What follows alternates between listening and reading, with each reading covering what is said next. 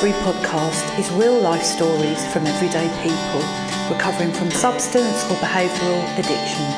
Please visit the website www.lifeinrecovery.co.uk for social media links and a range of books by your podcast host and author, Ren Coy. Hello and welcome to the Life in Recovery podcast. Happy New Year. Welcome to 2020. I hope you had a Merry Christmas or made it through the festive season unscathed, whatever the case may be. I had a lovely time with family and friends, and I'm glad it's over now though. I'm glad to get back to a bit of normality and routine. And today, my guest is a woman called Lynda, whose son is in recovery from heroin addiction, and she's actually written a book about her experiences, which we touch on today. So it's quite a different podcast, really, in comparison to those that I've previously recorded. But it was a fantastic conversation, and I hope you enjoy listening to Lynda's story as much as I enjoyed speaking with her.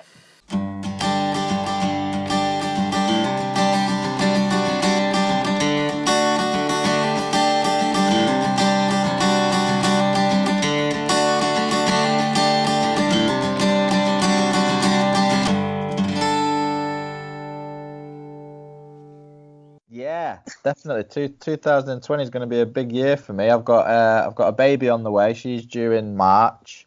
I'm getting married in July, and the book will be finished probably in a couple of months as well. So yeah, it's definitely going to be an interesting year. Well, good for you. Start the year off with a bang, I guess. Yes, definitely. And what about your book? So when did you publish it? How did you publish it? I published it through Morgan James, which is one of the hybrid publishers.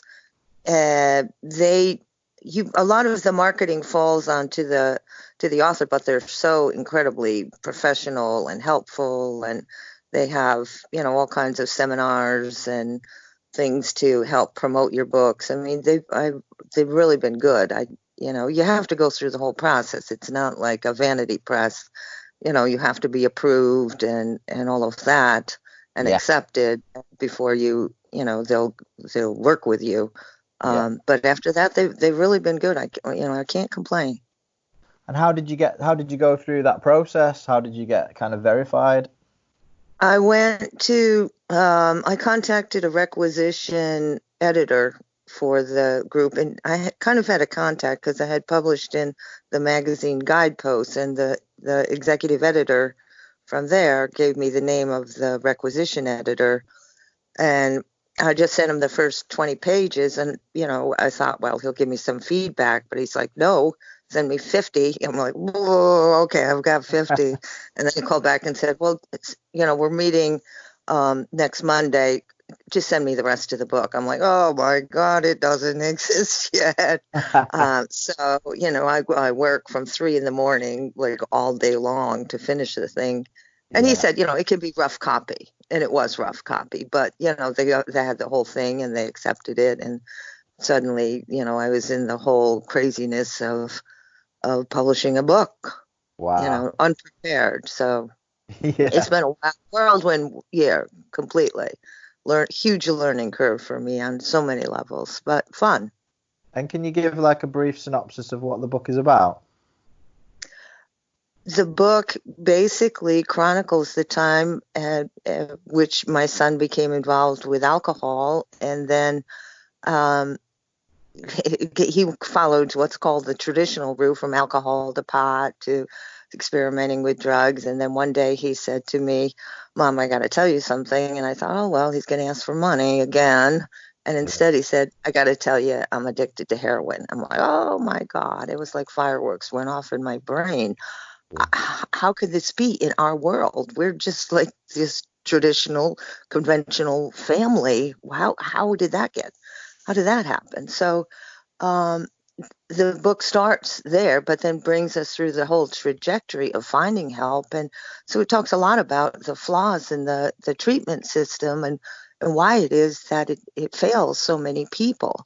And it's kind of a really honest look at what's going on, within me, within my family. I had another son who was living through this sort of craziness within the family. And,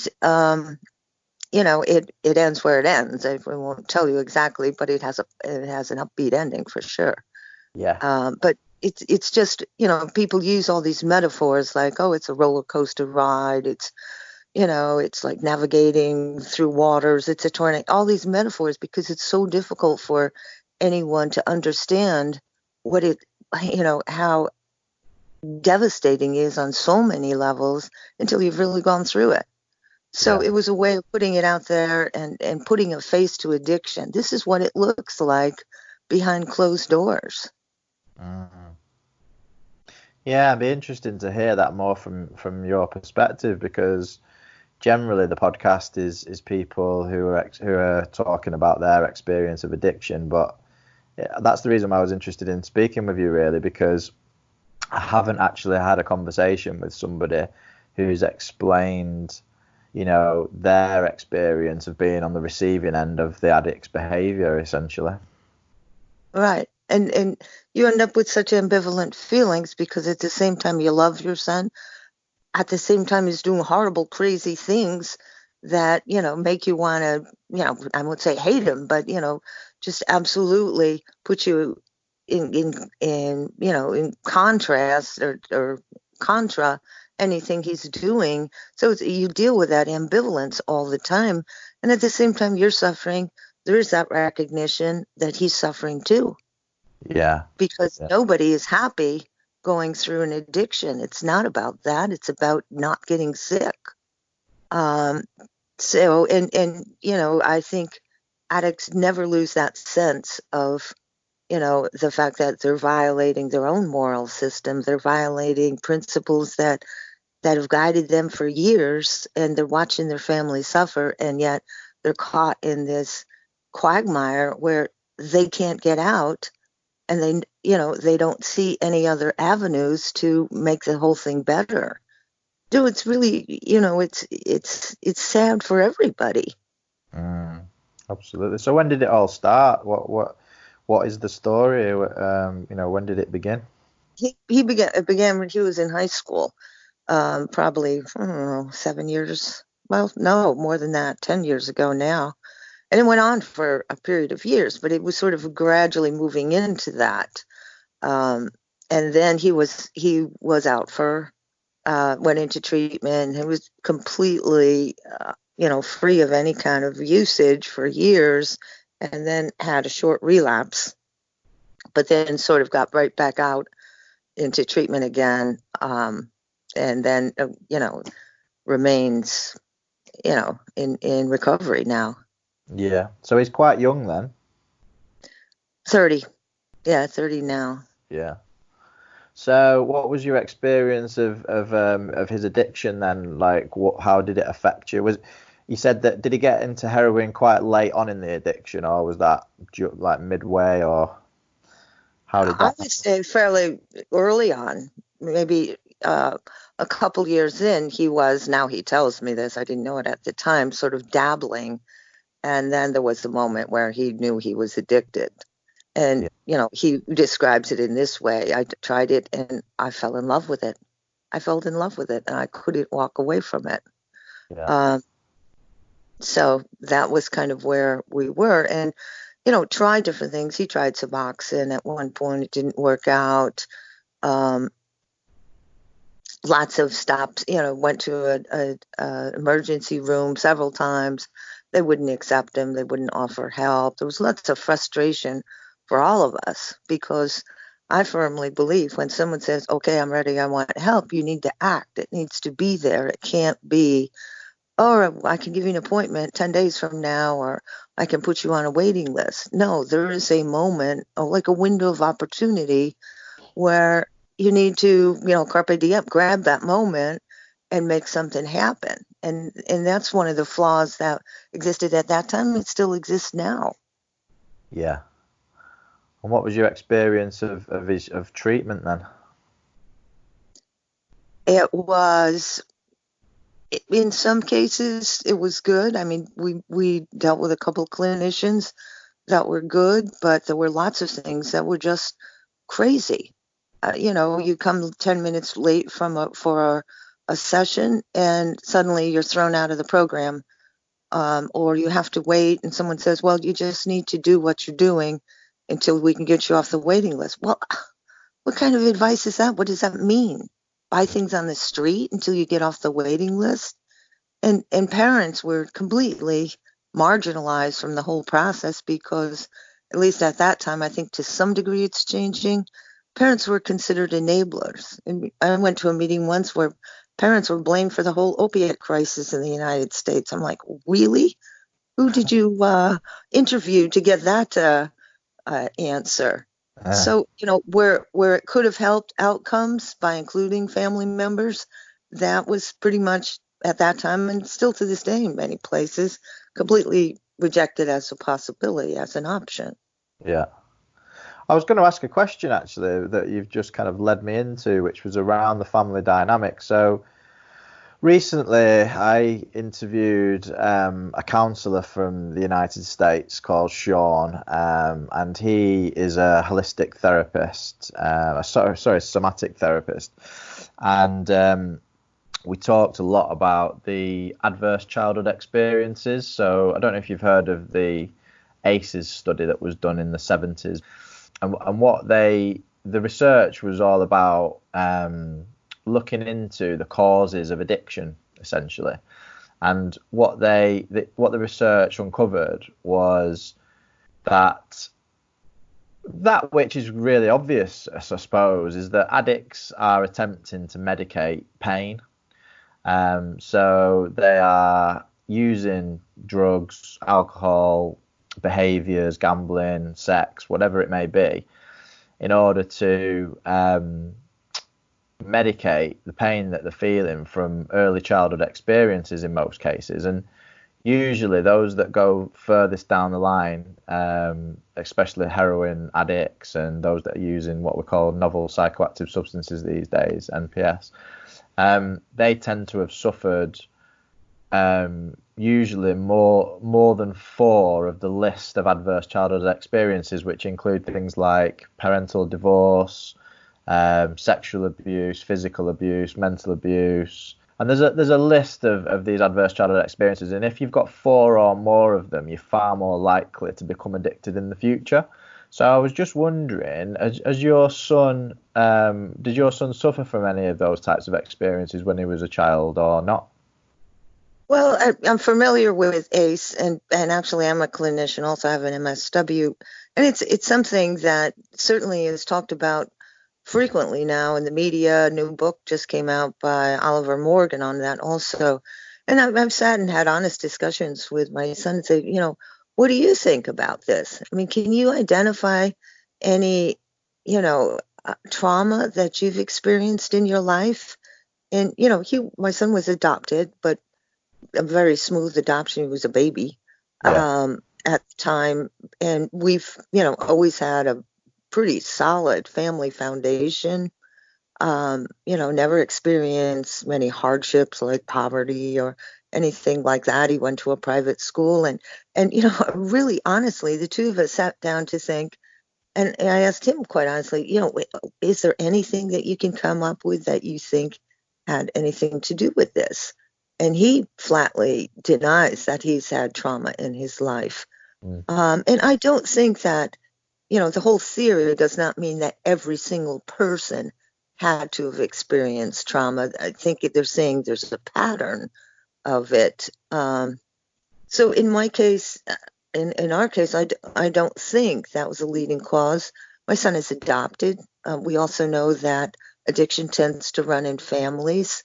And, I don't know, and we really don't know anything about his biological family, whether in fact that was the contributing factor. We don't know. We may never know. And you kind of reach the point where whatever brought you to the point you're at, what takes over, or what becomes most vivid on your radar screen is, I don't care how it happened. We need to get out of this. We need to find the avenue out of this nightmare. And I think that's true of a lot of parents. Rather than analyze what did I do wrong, how could we have done it better? It's like, how can we find some effective treatment to make this end and a new chapter to begin? Yeah. I think that the value in understanding if there is anything there in the background though is from from my own perspective as well, because obviously I'm in recovery and I've kind of been through my own stuff, and trauma is massively subjective, isn't it? Like I wouldn't say that I had a traumatic upbringing in any sense of the word in comparison to many people that I know, but at the same time I lived with an active alcoholic for 11 years, which is bound to have an effect, and I've had to kind of like go through those issues through counselling, and I've also turned to traditional medicines such as ayahuasca and psilocybin most recently. And what Sean was kind of explaining to me was how important it is to feel the feelings that might be trapped inside your body. And I kind of really related to that, because I've always felt as though, like, I would always, prior to that conversation, I would always say that talking therapy is what works. So, for example, when I go to a 12-step meeting and I share openly about the way that I'm feeling about things, and I would always say it's the talking therapy that works. But it changed my perception a little bit after that conversation, because it's not so much the talking that does it, it's the feeling of the feelings when I'm talking. So, for example, I might be in a 12-step meeting and I'm talking about something that happened to me when I was young, or something that's happened recently, and I might get upset and cry and feel those feelings and actually let them out. And that's a safe place for me to do that. Whereas normally I wouldn't feel safe to do that, or I wouldn't normally just allow my feelings to come and express themselves in that way. So that's kind of like why this stuff makes sense to me, and why and how I relate it to 12-step recovery and to the traditional medicines that I've got into recently. Is just, it's all the same stuff. It just, whatever works for you, really. It's however you can best process those emotions will enable you to live life. I think that's a good point. I think that's absolutely valid. And the whole sense of you need to be in a safe place, or feel that kind of safe place or supportive atmosphere to let them out, I think is key also. Yeah. And as your son, you said that your son's in recovery, so, and also you mentioned to me prior to the podcast that you'd had some experience of, was it Naranon, did you say? Yeah, I live in a rural area, and at the time he was going through that, it was something that, first of all, people never spoke about. They don't speak about it with your family, friends, and there were no groups available anywhere in the area in which I lived. Later on, when he went into recovery, a group formed, actually by a friend of mine, and so I started going to that. But I think groups work for some people. Groups don't necessarily work for other people. Yeah. I always look for, I'm a great reader. Anything, I could read about sort of help me. Yeah. But, I don't deny that it works for a lot of people. And I'll say this, but it sounds so ironic. I feel like I'm a very private person, although ironically just published the book that absolutely, makes me transparent in every possible way. But Yeah. And now you're talking yeah, to thousands of people on a podcast as well. oh, that's right. Yeah, that on top of it. But there's lots of other groups, at least here in the U.S., that have popped up now. There's Craft and there's Thrive, and there are many different groups that have started, and it's easing up a little bit, with the sense that people are more willing to talk in general about it. When my Yeah. book came out, suddenly people that I'd known for years suddenly felt pretty comfortable saying, by the way, I'm going through that too. What? I never knew that. But, the fact that someone else has come out and said, here I am. I'm the mother of a kid who got addicted to heroin, sort of opens the door for other people to talk about it too, which Yeah. I think is a good thing. I think it needs to be talked about. It shouldn't be there in the shadows anymore.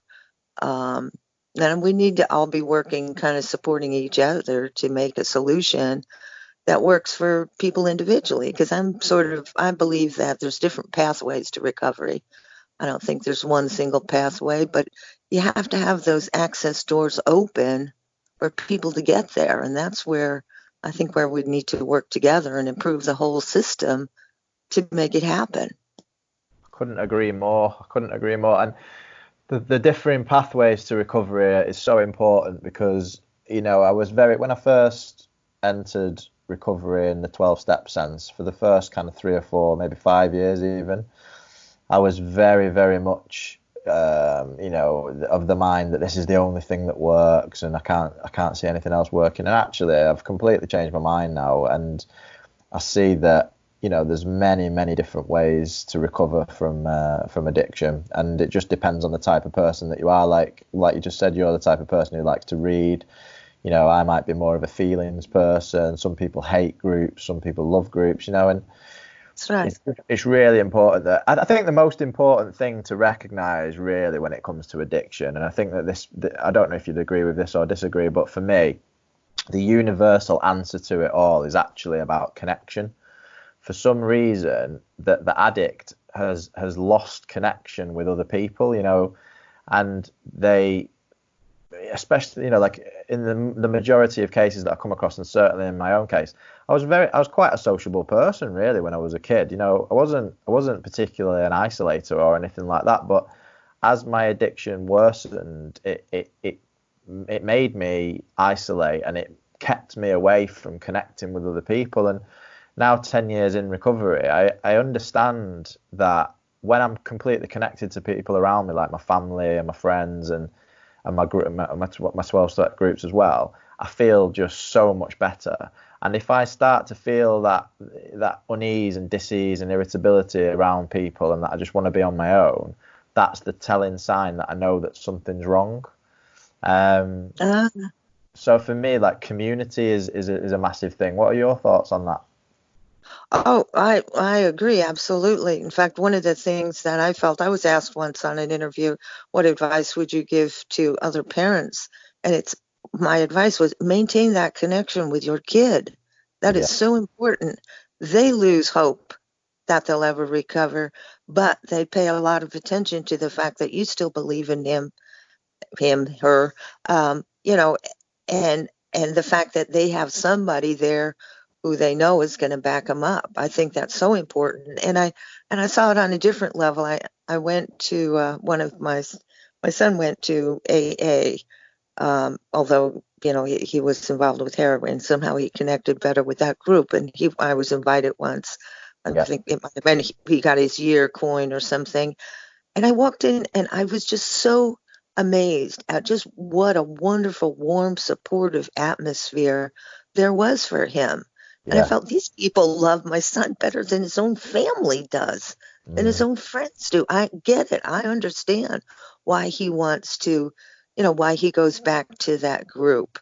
Is that there's just no judgment there and just an acceptance of, and his sponsor was wonderful. It's like, this is where you're at. This is where you want to go.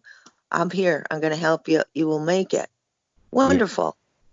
Well, you've hit the key word for me, because I know I said connection before, but really what it boils down to is unconditional love.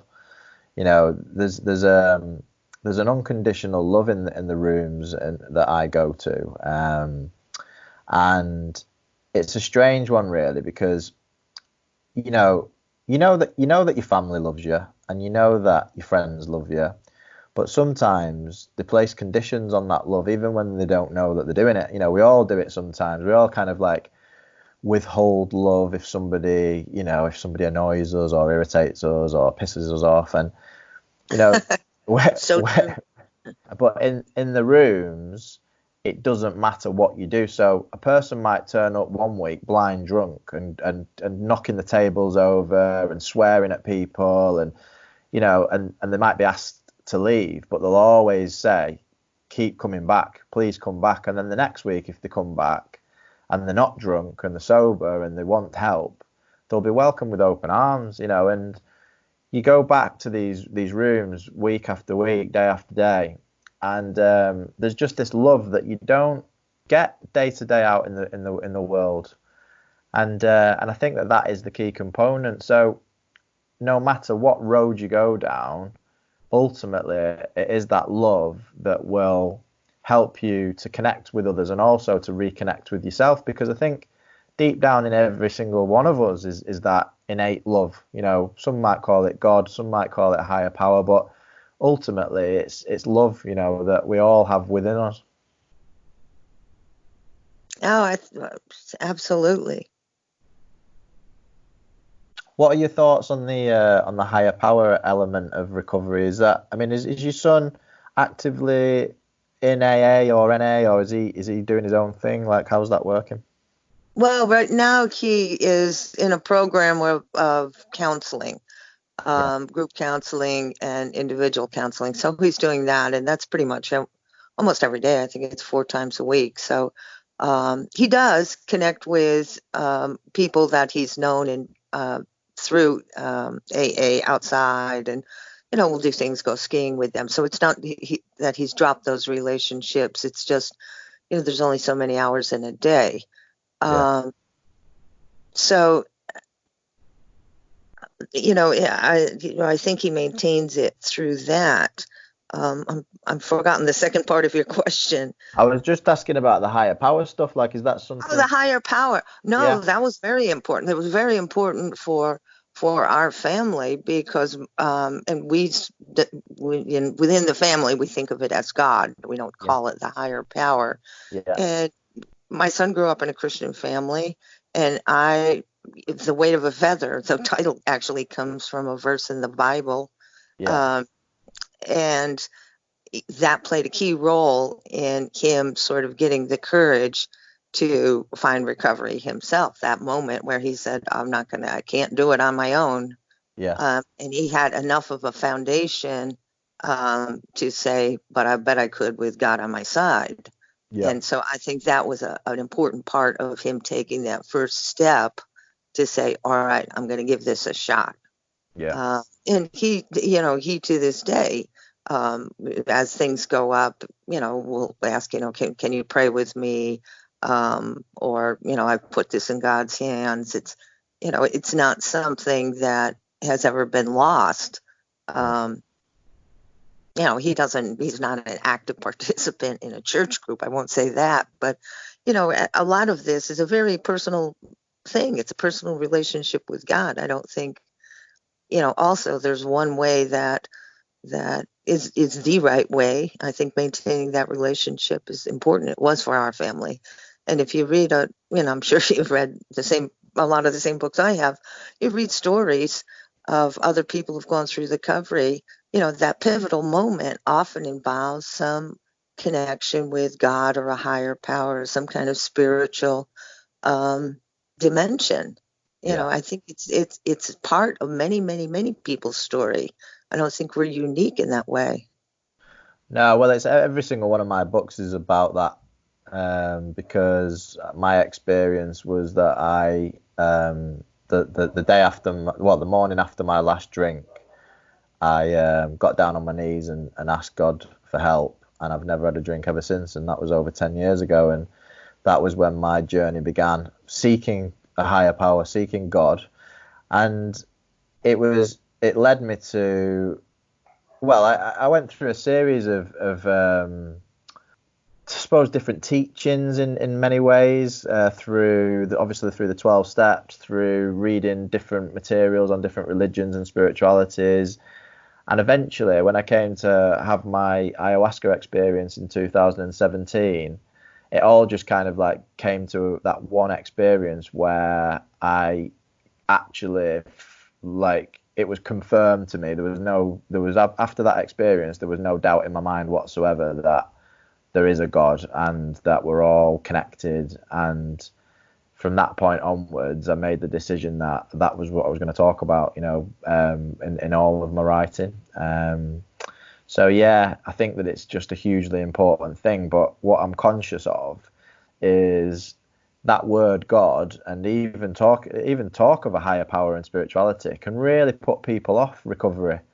And I think that it's because they don't understand what you just said, which is it's a very personal relationship. It's got nothing to do with what anybody else thinks of God or a higher power. It's only got to do with what you think of it and what your relationship with that thing is. And I think if more people could understand that, then more people would come into recovery. I think so too. It was kind of something I thought about with the book, because I talk about it in the book. And when the publisher first was talking about, well, we want to offer you a contract and all of that, I thought, well, I better be honest about where this is going. And so I said to the editor, I said, look, truthfully, I'm going to talk about this. I can't leave that out. This is part of it. And this is part of why my story had a happy ending, is because of that. And so if you don't, if you're going to give me a hard time, or you want me to take it out, or you want me to change it, I don't want to publish it, because that is part of the story. And they're like, oh yeah, we stand behind you 100%. You write it the way it happened. And so, it does have that. And I've thought, well, there might be readers who are put off by that, but I really haven't found that. I've got letters and emails from complete strangers who are like, yes, thank God you put that in the book, because lots of people don't. It's easy to steer clear of that and just say, well, it happened, and good therapist, and that's how it all happened. And in many cases, that's not how it all happened. And there are poignant moments. And I think those poignant moments are part of everyone's story. Yeah, 100%. I mean, I've never heard anybody tell a story that doesn't involve God or a higher power, whatever you want to call it. That, like you said, the poignant moments are always when the person asks for help and the help comes, and it's always in some form of kind of coincidence or synchronicity or just some miracle that cannot be explained. Ours came through a miracle that could not be explained. That's exactly what happened in our situation. And I still to this day cannot explain how so many, it was like a cluster of little miracles that came together to make it happen. Yeah, and the thing is that that doesn't surprise me, because I hear, story after story after story for the last 10 years of exactly the same thing happening over and over again. Now, when you hear these, I mean, when you're in a bit of a bubble, when you are in recovery, because you just like you're meeting new people constantly and you're constantly hearing these stories, you start to think to yourself, well, something's going on here, because we can't all be experiencing the same thing and it not be real. And some of the stories, I mean, my own stories are mind-blowing enough, but some of the stories that I hear, it's just, you just think to yourself, well, there is definitely something more than what we experience on a day-to-day level. And also, finding that in your life, whatever that may be for you, it actually gives your life meaning and it gives your life purpose, because once you've got that connection with God and you understand that it is about love, and it's not just about feeling whole yourself, it's about giving love to other people. It actually gives you real meaning and purpose in your life, because you want to start helping others then, and helping others is through the act of helping others is how you actually feel good about yourself, or at least it is in my experience anyway.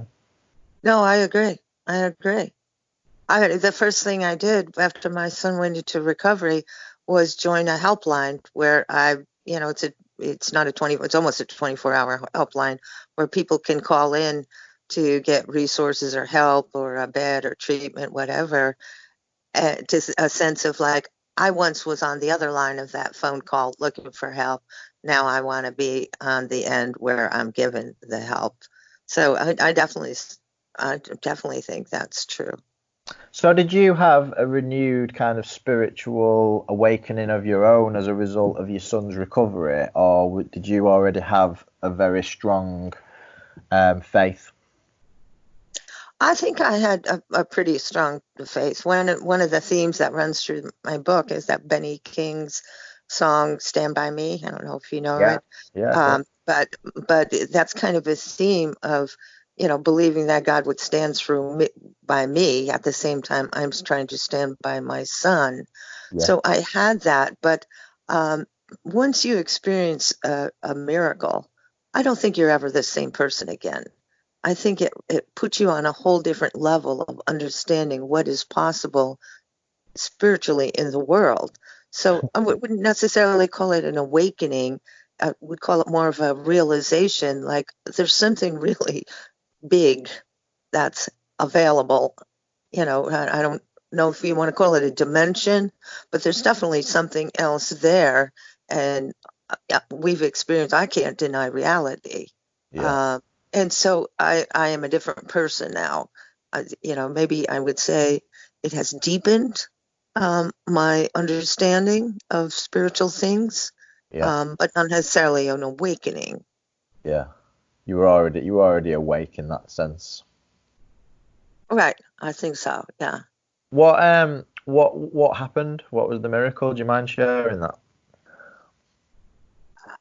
I think I couldn't share it in other than in general terms without going on for another hour. But it was that every door has been shut, with treatment doors in our area. There was nothing else available.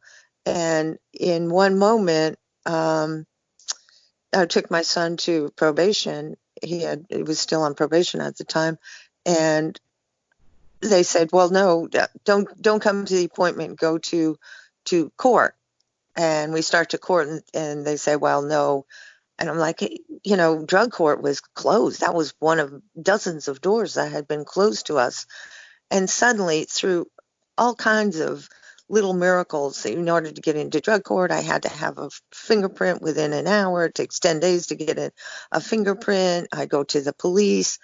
No one's there. I find a number someone had given me 2 months ago sitting on the floor of my car, how it got there. That got me into the central office of the police department, which allowed me to get the fingerprints in 1 hour. And, it was just one series after another of things that, how could these things have happened? How did these things happen? Yeah. And all together, to put him in this situation where he was in fact sent to jail for 1 day and then to detox right after that.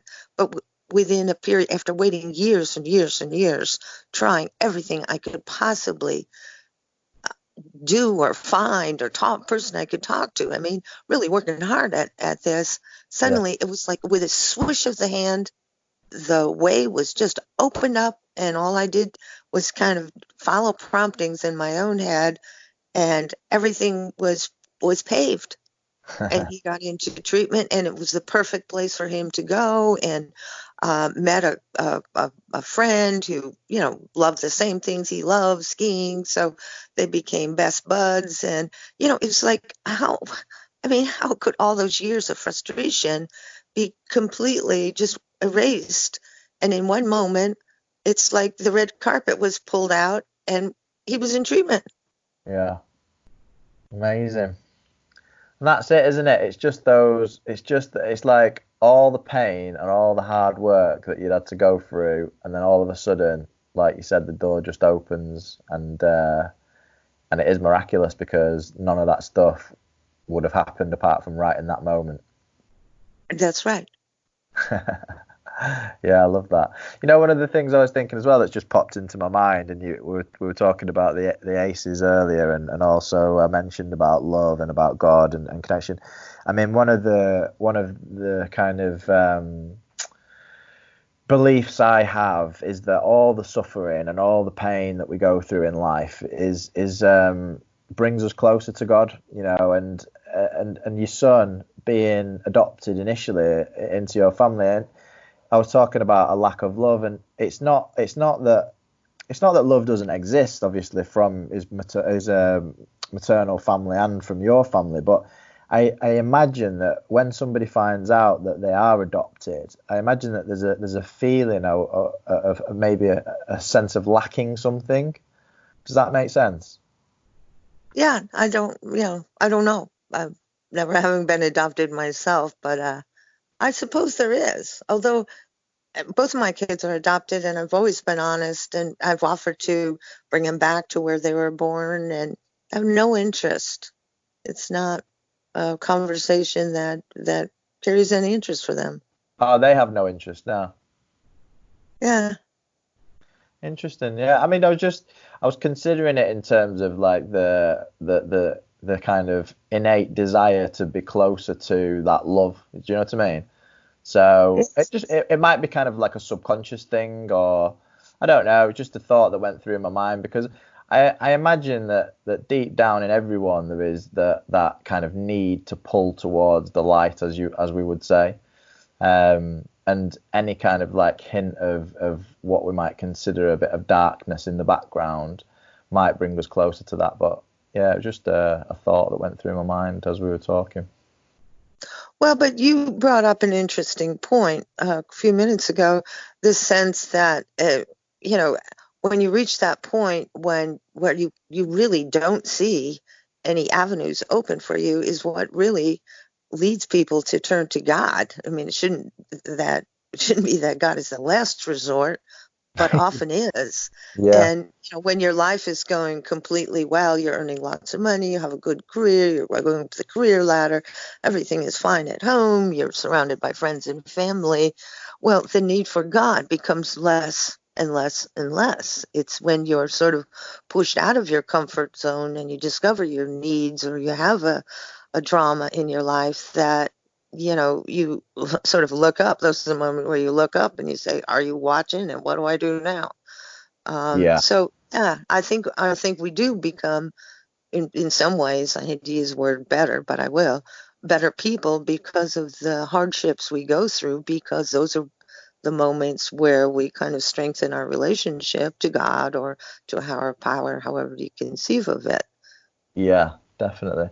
Well, I think it works both ways, doesn't it? I think that at the beginning of a person's life, if there's any sense of rejection, that might kind of send them one way, and then later on in a person's life, if there is that feeling that, like you said, all the doors are closed and there's no other options, then often people do turn to God, and I know that was the case in my own life, because prior to getting down on my knees and saying that prayer the first morning after my last drink, I didn't believe in God. I'd kind of flirted with the idea of religion a few times during my childhood, but it had never really. I'd always been a seeker, I suppose. I'd always kind of like asked those big questions, where are we from, like what's it all about, that kind of thing. But I'd never turned to religion or any form of spirituality, and I probably would have considered myself an atheist at the time. But that morning there was only one thing that I was turning to, and that was a higher power. And ever since then, my relationship with that higher power has deepened, and I have an understanding of what that means for me today. And again, it's a personal thing, but yeah, I think you said earlier on about how people don't really like to talk about addiction. I think that people don't really like, unless you're actually in a family, or you've got friends that are religious or spiritual, people don't really want to have that conversation either. So it's kind of like the two things, both addiction and faith, religion, spirituality, they seem to be quite taboo unless you're actually an addict or in recovery, or you're into some sort of religious or spiritual group. Yeah, no, I agree. Absolutely. The kind of the secularism of society, the majority of people out there that don't really have any clue about addiction or recovery, and who also aren't interested in religion or spirituality, I think they kind of tick along. I think their religion is kind of consumerism, really. That's what I see. I don't know about yourself, but in my day-to-day world, like working in a city centre and friends of friends, and the people that kind of I come across on a daily basis, most people just seem to be kind of into material things. Like they're into their iPhones and their iPads and their TV programs and Netflix and football and Yes. entertainment, that seems to be their driving force. Right. And those are the safe subjects of conversation to have with people. You can have a superficial conversation with your coworker about Yeah, any of those subjects or with a friend, but those other uncomfortable areas, people, I think, less and less go to, or have very few people with whom they would share that kind of thing.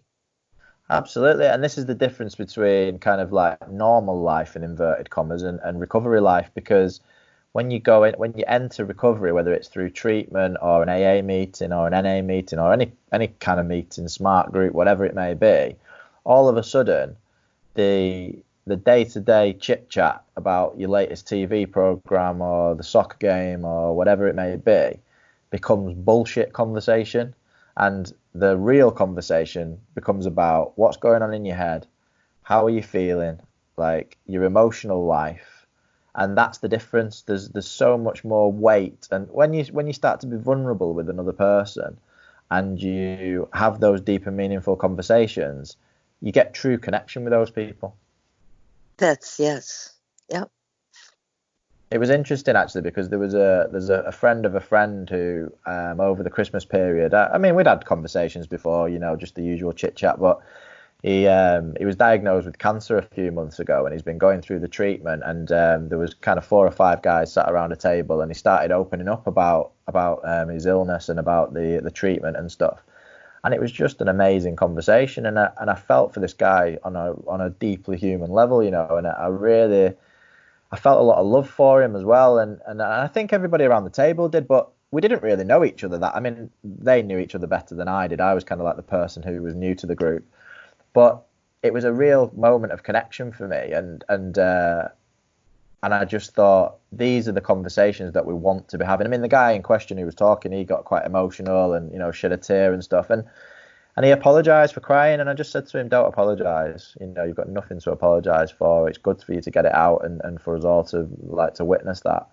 And I wish that was how it was more in our day-to-day lives with people, because I think if we had that level of connection on a day-to-day basis, there would be less addiction, there would be less crime, there would be less negativity going on in the world. I mean, I know obviously over in your country, there's a lot of negativity going on due to the politics. Oh, Um, yeah. and I just think, like, everybody's so divided, and there's just no need for it at all. Yeah. Yeah. I think my country's groaning in pain for many, many reasons. Yeah, Yeah, and life has become very superficial. People don't drop in to each other's houses anymore. That was something that existed years ago. You become friends on social media. You don't necessarily meet up these people. You don't necessarily share anything important. That the world has become much more superficial. People rarely write letters, and letters are the places that you used to share your heart about, this is really truly what's going on with me. yeah, Not these sort of Christmas up-to-date things. Oh, my kids are doing wonderful. They're getting master's degrees. I have 3 grandchildren on the way. All of this newsy kind of thing. There were times you look back at letters from even last century, and that's where people truly did share their heart with yeah. each other. And that's where connection does come, as you say. And it's so cathartic as well to write a letter. Like, I'm sure you felt the catharsis writing a book. Because every time I write anything, I mean, I write, obviously I write books, I write an inventory every evening, which I send to my sponsor, and it's just so cathartic to get that stuff down. Not necessarily has to be on paper, like I do it on my phone, and just email it, but it just the art of writing just helps so much. Yes, for sure. And another thing that I was thinking as well, just in terms of conversations with people. So I was having a conversation with somebody a couple of weeks ago, and it was a bit of a light bulb moment for me. When we were talking earlier about you go to the recovery meetings and people share these stories and they're open and they're vulnerable, and you hear the coincidences and the synchronicities and the God stories and the miracles. Well, the reason why we hear those stories is because we're listening, because everybody's sat round, somebody's talking, and the rest of the people are listening, and then the next person shares and the next person shares. And what I said to one of my friends is, how often do you miss an opportunity to have a conversation with somebody? So, for example, you might go into your corner shop and you don't speak to the person that works in the shop, and then you might get on public transport and you don't speak to the person on the bus, or you don't speak to the taxi driver. And, there's all these opportunities that we have throughout every day, maybe even 10, 15, 20 of them a week. And you miss these opportunities to have these conversations. And actually, when you slow down and you start to say hello to people and how are you, and you ask them about themselves, they start to tell you things, and before you know it, there's a connection there, and something they'll say something which will mean that something will change in your life. And this happened to me when I was in Australia. So when I was newly sober, I'd literally just said that prayer. I was freed from the obsession of alcohol immediately, which was a miracle in itself. I flew to Australia and I was surrounded by alcohol. Well, I went to Thailand first, and I was surrounded by alcohol in Thailand for a month, and then I went on to Australia. And I'd gone from 10 years of drinking every day to being completely abstinent, and I didn't understand what had happened. I knew something had happened. I mean, obviously I'd prayed to God, and I was now no longer drinking. And I met this guy, and he was a born-again Christian, and basically I had a conversation with him. So I asked him how he became a born-again Christian, and he said that his best friend's daughter had drowned in a swimming pool, and the guy pulled her out of the swimming pool, gave her the kiss of life. She didn't come back to life. He gave her the kiss of life again. She didn't come back to life. And then he prayed to God, and he said, if you bring her back, I'll give away all my money. I'll work for charity. I'll do anything that you want. And he gave her the kiss of life again, and she came back to life. So this guy was quite a rich guy. He gave away the majority of his money, started working for charity, and went to the church and was born again. And on hearing this story, Tony, the guy that I was speaking to, did exactly the same. He converted immediately and was born again. So I told him what had happened to me, and I said, I know something's happened, but I just don't really believe in God, and could you give me some guidance? And he said, well, all you need to do is ask for a sign. So I said, okay. So I walked home that evening, and I looked up to the stars, and I asked God for a sign out loud. I said, if you're there, God, please give me a sign. Well, the morning before that conversation in the evening, I was on the internet Googling a friend of mine, Angela, who I hadn't seen for over 10 years. And she just popped into my mind that morning, and I searched on Facebook, couldn't find her, searched on Google, searched on all the usual places, couldn't find her. And the morning after I asked for a sign, I went into work, and there was a friend request waiting for me on Facebook from Angela. And when I accepted the friend request, it turned out that not only had she been looking for me, obviously, but she lived around the corner from me in Australia. So, oh my gosh! So I looked at the pictures, the photos on a page, and I could see that there was friends that were saying, "Oh, I'll meet you in Toorak tonight," and I thought Toorak's just around the corner from where I live. So I contacted her and I said, "Listen, you need to give me a call, because I think that you live around the corner from me, but I'm actually leaving tomorrow to go travelling." So she rang me that day, and she said, "I can't believe it." She said, "You just popped into my mind yesterday, and I just thought, oh, I'll search for you," in exactly the same way that it popped into my mind. And she said, "I can't come to see you tonight because I'm going travelling as well." So we were both going travelling the next day. So 6 months later, we met up in London, where I was living at the time, and obviously when we had a conversation about the situation, and we realised the gravity of the God instance, it just completely blew my mind. Right. Wow. Great story. And that was just one in a series of stories of like miracles, like you said, that happened. So for me, I mean, it's undeniable, really, and that's the solution to addiction for me. So the solution is finding a power greater than yourself that will restore you to sanity, because addiction itself is absolute insanity, and that's the best way I've ever heard it described is doing the same thing over and over and expecting different results, as Albert Einstein said. Right. What would your thoughts on that be? What do you think that the solution is, and what would your son say was the solution? I think he would say something very similar to what I've already said, that God played an important part in Yes, and he talks about, he was very fearful of going to a detox because he had learned about somebody who had died in detox and knew it was going to be a hard road. So had tremendous, tremendous fear about that, which is why he tried Suboxone at one point. I mean, like, spare me from this.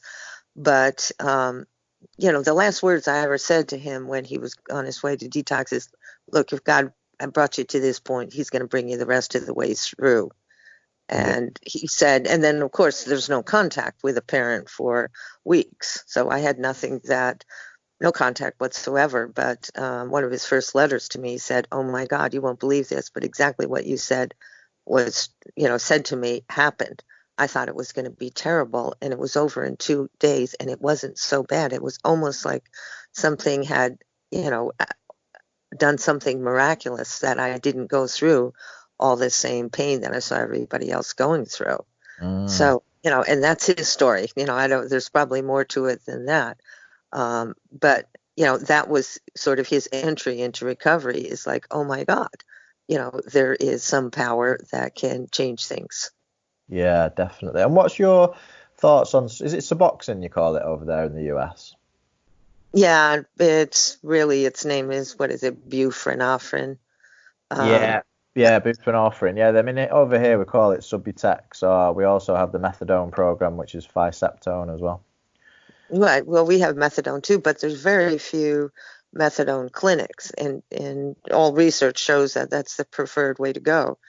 Suboxone, he tried it, but there were so few Suboxone doctors, and the requirements were so incredibly rigid that he'd get on and get thrown off, and there were waiting lists of like 25 people to get on to see a Suboxone doctor, because you had to have a special certification to prescribe Suboxone. So it wasn't really a good.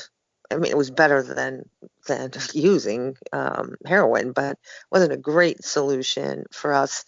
But I've changed my mind about it. When it first happened, I thought, well, it's just substituting one thing for another. But over the years, I've changed my mind on it, and he now is on methadone. He's gonna be weaned off it, and that's the way that works for some people. And I know there's a lot of criticism about that, but there are people who need to have jobs, who have responsibilities, or going to school, who can't spend 4 months sitting in a an inpatient setting. So I say, if it works for people, well, God bless. I'm not Yeah. going to be judgmental about it at all. And that's, it's not like people get on and stay on it forever. People get on and they get off. I mean, that's the reality of it. Some people may stay on, fine. But, for some people, it's their way of finding recovery, and that's fine. I really believe you got to start where the person is. You can't, this idea of you need to jump through 25 hoops before we'll give you some kind of treatment is wrong. Too many people, at least in our country, too many people are dying on waiting lists, or too many people are getting tripped up by all the hoops that they need to jump through in order to get some kind of treatment. Yeah. So that's kind of my thought on it. Yeah, I totally agree. I mean, in our country, it's very much the processes that they will get you into treatment more or less immediately. So they'll get you on to Ficeptone or buprenorphine. Obviously, Ficeptone enables you to use on top of the substance if you wish to. So whereas buprenorphine is a complete blocker, and it negates the use of heroin. So a lot of clients that come in, they would prefer to be on Ficeptone in case they want to use on top. So often clinicians see buprenorphine as the best option. But like you said, at the end of the day, you've got to meet people where they're at. And if somebody wants to continue using on top of their medication, then, that's what they need to do. My thought on it is that so long as there's a plan, I mean, ultimately, it boils down to the individual themselves. Do they actually want to get off heroin? Do they want to get off all medication? And do they want to live a life of abstinence? And if they do, then there needs to be a plan in place for that person Absolutely. person to achieve it. Now, that where everything falls down is because there's not enough knowledge around the actual recovery aspect. So, how do meetings work? Why is it a good idea for people to go to meetings? Essentially building a person's recovery capital. Like there's not quite enough knowledge in the field, I don't think. There's lots of knowledge around different aspects of treatment and how that can help a person. But ultimately, underlying the physical aspect of addiction is the mental health and the emotional health issues. And it's like there's not enough emphasis on how to deal with those issues. So I think providing a person has a plan to get off the medication and then has a recovery plan following that, I think that it can work. But often it doesn't because those plans aren't in place. Well, the other thing, at least here, there's a huge problem with lack of transitional planning. So a person, gets into recovery, what needs to happen and what certainly supports recovery is the ability to have a respectable place to live and a job and transportation and all of that. Yeah. And that's where the whole system falls right on its face because those things don't exist. And there's still, a person can look up a person's record and, they could have used 15 years ago and it's still there on their record. And so people don't want to take a risk renting an apartment. They're trying to change it now. Rules that you can't get financial aid to go to college if you have a record. And it's not even just felonies. It can be misdemeanors. And a misdemeanor can come from, having a needle in your car or having a Percocet ground up or something that, I won't say it's meaningless, but it's minimal. And yet people are still paying for this years and years and years after they were charged with it. And, that makes, the homeless population is growing exponentially in our country. And part of the reason is that there's no pavement on that road. It's not just, kind of coping with or coming to grips with addiction. It's also finding the way to have a life with respect and dignity, which involves housing and jobs and that sort of thing. Yeah. And lots of the requirements of recovery. Well, if you need to go to meetings during the day, 5 days a week, if you need to have drug tests, that eats into your day. How do you then to get a job? Yeah, so true. So, I mean, there's certain realities that go beyond the actual recovery process but are important to maintaining the recovery process. It kind of sounds ironic, but it's true. If you sit around without a job, without money, without something meaningful in your life, well, suddenly you're going to look to those days of drama, when you were using.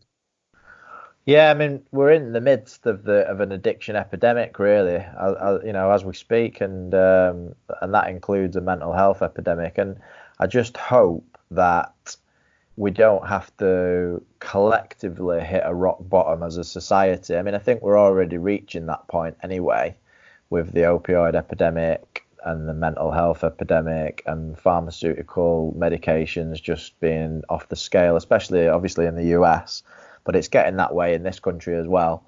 I just hope that things start to turn around now, because I think that right back at the very beginning of the podcast, when you said that, about the ACEs study and about that people are starting to talk more about this stuff now, and the language is changing slightly and people are becoming a bit more comfortable talking about addiction and recovery.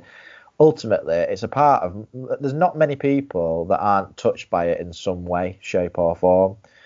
Somebody knows somebody that's struggling with alcoholism or addiction, and it's just like it could be anybody. It could happen to anybody. It could happen to you. It could happen to anybody that's listening to this. It could happen to them.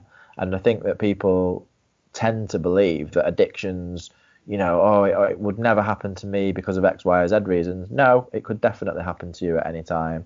And that's the reason why we need to all think about it and work together collectively towards a solution.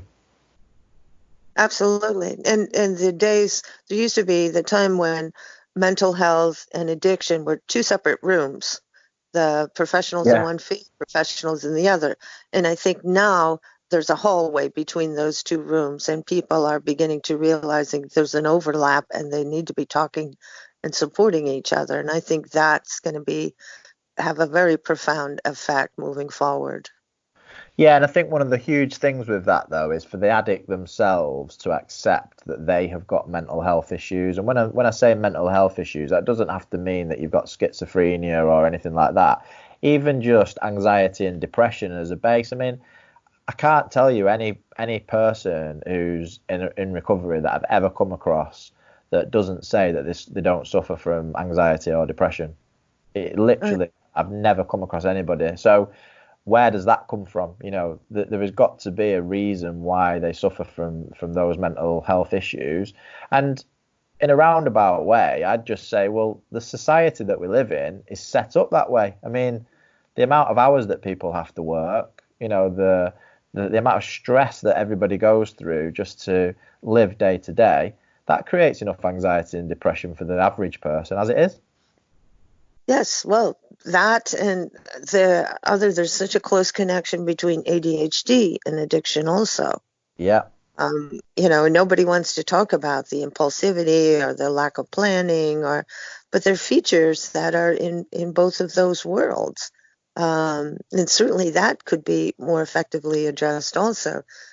Your group is a little different than mine. My group tends to be parents who have had kids who have an addiction or had an addiction or actively using, and this ADHD thing comes up all the time. And certainly there have been studies on that too. But yeah, I think that's an avenue that people are following that will have a good outcome. And you're right. Most people don't think of themselves, even if, somewhere they've been diagnosed with ADHD or anxiety, they don't think of themselves as having a mental health concern. They just think it's an idiosyncrasy. And mental health sounds like heavy. That's a heavy thing.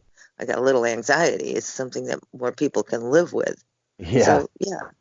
Well, this is one of the main tenets of my first book. So my first book was called Addiction Prevention, and I went through. So in the big book of Alcoholics Anonymous, they say that the root of the problem of addiction is what they call the spiritual malady. Now, when you actually look into what the spiritual malady is, it's emotional problems. So they list off all the issues related to the spiritual malady. And it's all mental and emotional issues. And the irony of it is that when you look at the symptoms of ADHD, they're more or less identical. And when I used to work in prisons as a drug and alcohol practitioner, and I was sat in a meeting one day, and it was run by mental health professionals for mental health professionals, and I just happened to be there doing a guest slot talking about addiction.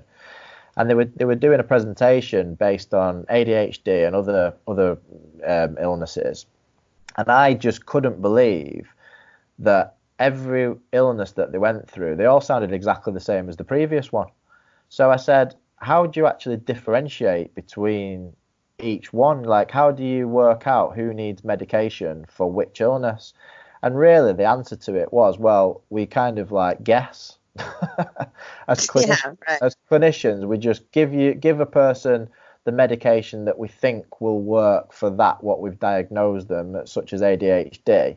And I was just thinking to myself, well, so basically what you're saying is this person has got the spiritual malady, and the answer to the spiritual malady is a spiritual solution. And what you're actually doing is that you're just feeding them drugs instead, and you're expecting that they're going to get well. Well, in my mind, that's like putting a Band-Aid over a gaping wound. Oh, yeah. It's just like you're never ever going to solve the problem by giving somebody medication. And like, again, I'm not saying that there isn't medication that doesn't work for people who've got ADHD. That's not what I'm saying. But what I am saying is you need to understand what is the root of that ADHD. What are the underlying problems causing these emotional, behavioral problems and addictions in order to treat those underlying causes? Because if you don't treat the underlying causes, you're always going to have people that are going to relapse on the behavior or the substance. It's always going to be, it's going to be a cyclical problem, and they're never ever going to get out of it. And the only people that I've ever seen actually recover from these behavioural and substance issues are those that have a daily program of living that involves usually, in most cases, prayer, meditation, spiritual readings, going to meetings, and the key one is obviously helping other people, being of service to others. Right. I think if people don't get to that place where they are feeling well enough in themselves to help others, I think that they'll always fall back into using substances and behaviours. No, I agree.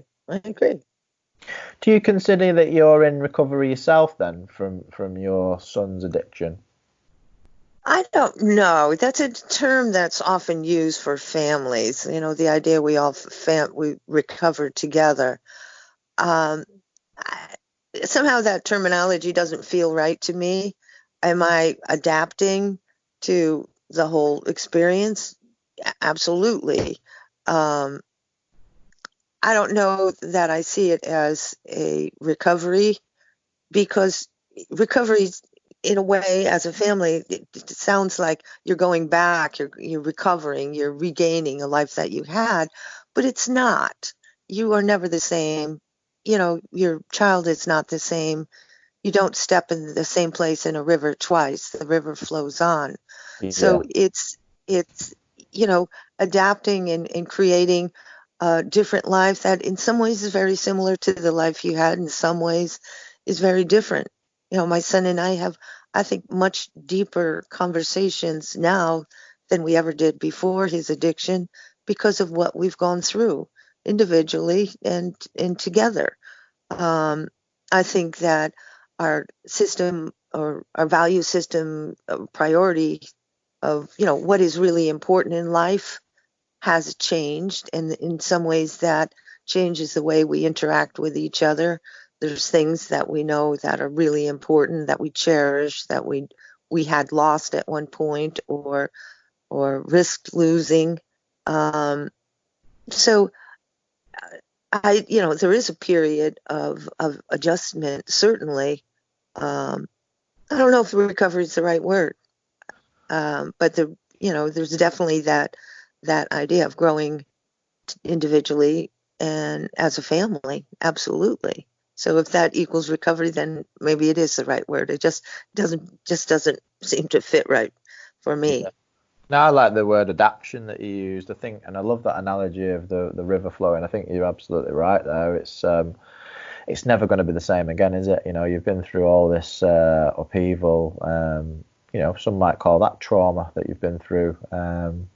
And hopefully, you've come out the other side of it. How long has he been in recovery for now, your son? Since from the first recovery, probably 8 years from the last little blip on the screen. It's been more like 5 months. Yeah. Please tell him well done anyway for sticking with it when you see him. And it's been a real pleasure talking with you today. Is there anything that you want to add to the conversation that we've had, or anything that you'd like to say to anybody, any families that might be struggling with addiction out there? Yeah, and I think I'd like to say something to any family that's struggling with addiction. Hang in there. There's lots of advice out there that says, let your kid hit rock bottom, let him go. I think that connection is important. And rock bottom for too many people is death, overdose. So that would be my advice there. And insofar as I wrote the book for parents, I wanted parents to know there is hope, and you're not alone. And so I don't want to self-promote here, but you may find that would be something that would help you along your own journey. And the book is called The Weight of a Feather. It's on Amazon UK. It's everywhere, it seems. And to those of you who might be listening, who have started out in recovery, there's so many hands clapping, congratulating you. You may not see the rest of us. You'll never meet me, for example, but boy, I have such admiration for anybody who starts down that road and just takes it a day at a time. And I love you and wish you the very best. So those are kind of my final words on the That's subject. lovely. Thank you very much, Lynda. It's been a pleasure talking to you today. And Yeah, for me too. Thank you so much. wonderful. All right then. Well, thanks again for talking today, and you take care, and good luck with everything in the future. Thank you. You too. Bye-bye. Bye bye.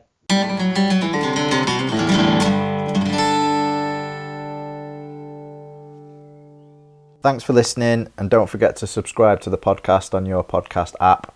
Please visit www.lifeinrecovery.co.uk for links to social media and all my books. And if you've been affected by any of the issues discussed in the podcast, please see links to a range of mutual aid organisations underneath the podcast. If you'd like to get in touch, please email me, rencoy@lifeinrecovery.co.uk.